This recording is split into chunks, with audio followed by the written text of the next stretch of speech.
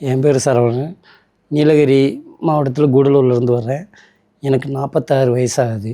எனக்கு ஹார்ட்டில் வால்வு பிரச்சனை. அப்போது இங்கே திருத்தணி குமரன் டாக்டர் பார்த்தேன்.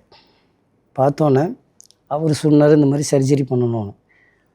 அப்போது சனிக்கிழமை நைட்டு கூப்பிட்டு போனாங்க சர்ஜரி பண்ண. கூப்பிட்டு போய்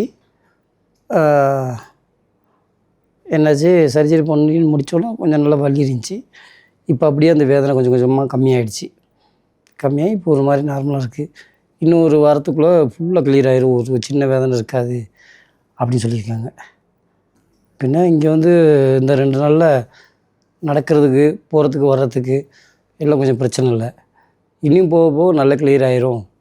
இன்னும் 2 நாள், இன்னும் 2 நாள் 3 நாள் நல்லா கிளியர் ஆகிரும். போக நடக்க பிடிக்க நம்ம வேலையை நம்மளே செஞ்சுக்கலாம்.